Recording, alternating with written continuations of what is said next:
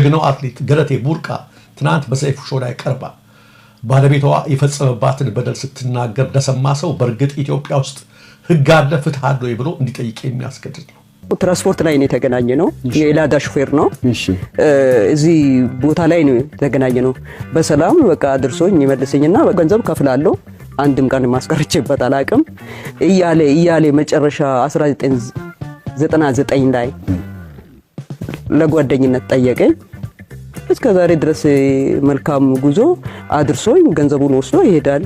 ከዛ የተለያየ ነገር አለኝ። እሺ በቃ በቅንነት በቃ እሺ አልኩት።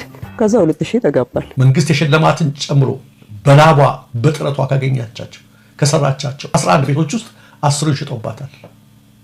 እንደተናገረችው ሚዲያው ላይ ከ5 መኪና ውስጥ 4 ይሽጦባታል። ላለፉት ዓመታት በፍርድ ቤት ፍትህ አገኛለሁ ብላ ተንከራታለች። ምንም አይነት መፍትሄ ልታገኝ አልቻለች። በጣም የሚገርም ነገር ነው የሆነባት።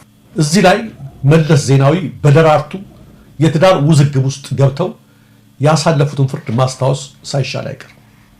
አዎ ደራርቱ ቱሉ የመለስ ዜናዊ የቀብር ስነ ስርዓት ላይ ለኢቲቪ የተናገረችውን የአውራምባው ዳዊት አስታውሶታል። ባለቤቷ ጋር ተመሳሳይ ችግር ውስጥ ገብታ የነበረችው አትሌት ደራርቱ ቱሉ ከቀድሞ ባሏ የፍቺ ውዝግብ ጋር ተያይዞ የቀድሞ ባሏ ንብረቷን በሙሉ ወስዶ ባዷን አስቀራት። ደራርቱም ችግር ላይ ወደቀች። ደራርቱም ሶቷን አምቃ ከባሏ ጋር መሟገቷን ቀጠለች። መለስ ዜናዊም ስለ ጉዳዩ ሰምተው ነበርና ደወሉላት።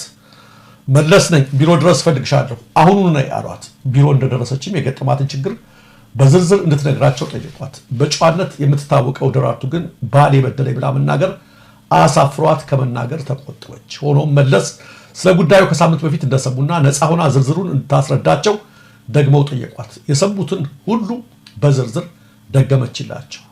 ከዛም ለደራርቱ ባል ተደወለ። መለስ ነኝ፣ ጠቅላይ ሚኒስትር መለስ ዜናዊ። ባሏ በድንጋጤ ስልኩን ጣለ። ስልኩ በድጋሜ ተደወለ። መለስ ነኝ፣ ተረጋጋ። ከደራርቱ ጋር ስለገባችሁበት ውዝግብ እንድንነጋገር ፈልጌ ነው። በሰላም ተወያይታችሁ ብትፈቱት ይሻላል። ዞሮ ዞሮ በፍርድ ቤትም 50-50 ስለሚደርሳችሁ ግማሹን ብትመልስላት ጥሩ ነው። ቢሮና እፈልግሃለሁ፣ እንዴት መምጣት እንዳለብህም ሰው ልክልሃለሁ። የደራርቱ ባል እዛው ፈራ ተባ እያለ እረ ሁሉንም ትወሰደው፣ አሁኑኑ መልስላታለሁ፣ እኔ እኮ ተናድጄ ስለተጣላን ነው እንጂ እንደዛ ያደረኩት እያለ ሲናገር መለስ ዜናዊ ያቋረጡት። አይ ሙሉማ አይሆንም፣ ግማሹ ላንተም ይገባሃል፣ ግማሹን ግን መልስላት፣ ያላንተ ድጋፍ ውጤት አይመጣም ነበር። ለማንኛውም ቢሮናና እንወያይበታለን ተባለ። ይህን ተከትሎ ትላለች ደራርቱ ቱሉ፣ ይህን ተከትሎ ያለ አንዲት መኪና በስተቀር ሁሉንም ንብረቴን መለሰልኝ በማለት መለስ ዜናዊን ማመስገኗ ይታወሳል።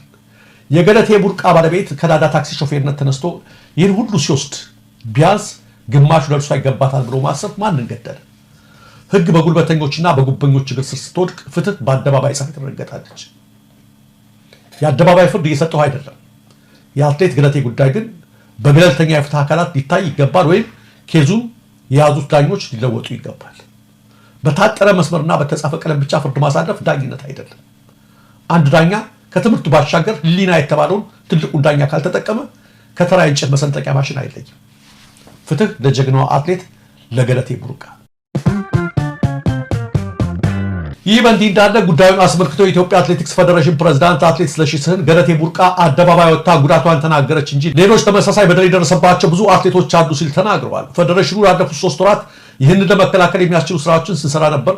አሁን ላይ አትሌቶችን ከአደጋ የሚከላከል ኢንስቲትዩት ከባህልና ስፖርት ሚኒስቴር ጋር በመሆን አቋቁመናል ሲልም ፕሬዝዳንቱ ተናግረዋል።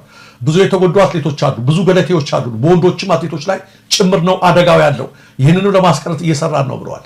እኛ እንደ ፌዴሬሽን ከገለቴ ጎን መቆማችን ለማሳወቅ እንወዳለን ያለው አትሌት ስለሺ ስህን ለሌሎች አትሌቶችም ከጎናቸው እንዳለን የኢትዮጵያ ሕዝብ ይወቅልን ብለዋል። ፌዴሬሽኑ ዛሬ በሰጠው መግለጫ ላይ ከተገኙት አመራሮች መካከል አንዷ የሆነችው አትሌት መሰረት ደፋርም አትሌት ገለቴ ቡርቃ ከመጀመሪያው አንስቶ የገጠማት ችግር ተነግሮ የሚያልቅ አይደለም ብላለች።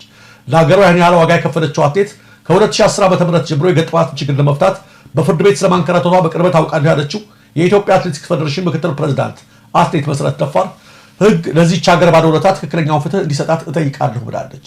መንግስትም ለጉዳዩ ትኩረት እንዲሰጠው የኦሎምፒክ ሻምፒዮኗ መሰረት ደፋር አሳስባለች።